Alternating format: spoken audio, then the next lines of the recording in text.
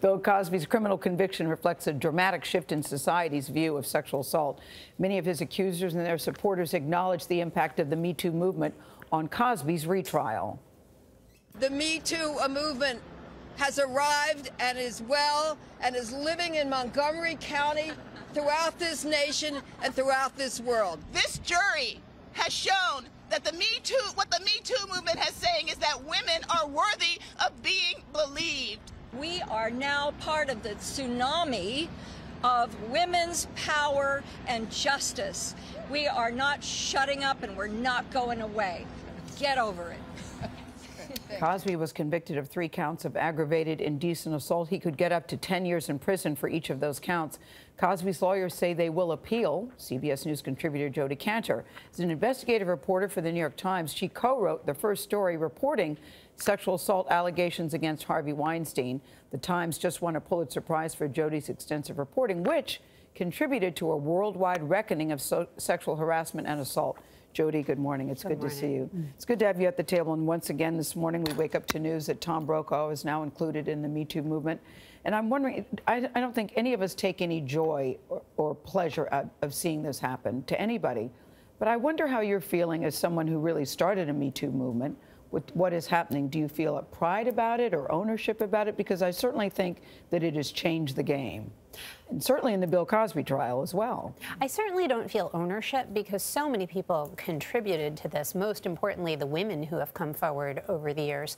I think part of what was both emotional and significant about yesterday is that so many people thought this would never happen. Yes. So many women had given up hope, essentially. Even Gloria Allred, who was here, Jodi, excuse me for interrupting, said she was surprised by the verdict. Exactly, exactly. So when it finally came, it felt like, whoa, did something just change? Was this a marker in the history of women being believed? And remember that this is such a long-running drama. Some of these women came forward years and years ago. So the sense of justice delayed and then finally delivered was very profound. And yet, Jodi, while the walls are falling and this is a total change, you still hear in the Cosby trial and other places people say, well, why did they take so long? And saying a lot of the things that were bricks in that original wall. How much has really changed, or do you still see parts of the culture, or maybe outside of the limelight, where things are not changing at all? Well, you know, the tactics that Cosby's lawyers used against Andrea Constand were fascinating because we saw that even in 2017, a woman who comes forward can be attacked as a con artist, somebody who is just seeking money. And yet, at the same time, we know that that tactic failed.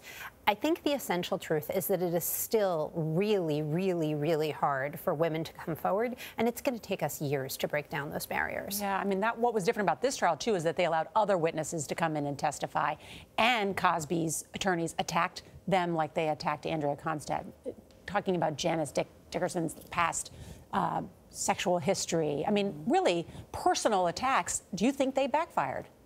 Oh, they certainly backfired. We can see from the verdict, yeah. But that question of numbers, I think, also gets to what we've all experienced in the last couple of months, which is, you know, at the paper, we often say, it's the pattern, it's the pattern, it's the pattern. It was the pattern with Weinstein, the profound reporting experience of hearing these women from all over the world, different ages, different backgrounds, different eras, and yet they had such similar allegations against Harvey Weinstein. And that's what happened in the Cosby case as well. But it's also happening on a wider level because so many women who are not in the spotlight also have these similar stories. And so I think we're still asking the question of, how can it be that women all over the country and the world profoundly experienced these similar things, and yet we never understood this pattern fully until now? Well, we've talked about that, and this is because it's systematic and it's pervasive. How we've truly addressed the systemic and systematic part of this.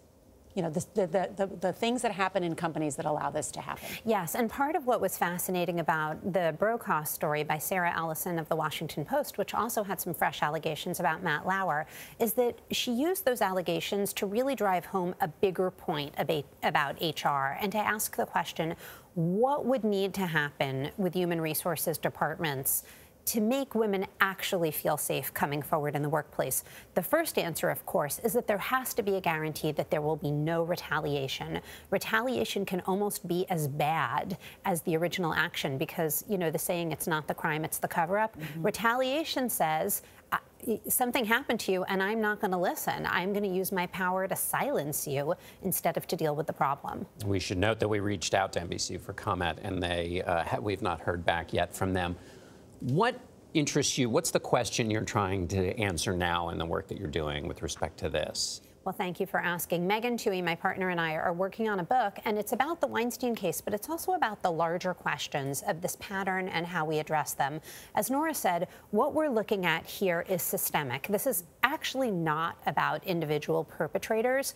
What we see with these secret settlements that prevent victims from coming forward and warning other people, the HR failures, weak laws that fail to adequately protect women, what we see is that this is really fundamentally about a system that does not work for women, that perpetuates these acts often, that keeps victims from being able to tell their stories or getting healed. And so how do we actually change that whole system? And it's also a different time now, and I think in some cases many men just haven't gotten the memo that it's now 2018, and what may have been acceptable or overlooked back then is no longer going to fly today.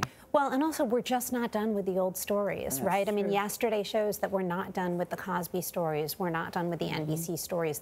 We're still getting phone calls all the time. There's still a lot of processing to be done on what even the current generation of women has faced in the workplace. Jodi Kantor, always glad to have you here. Thank you. Thank you.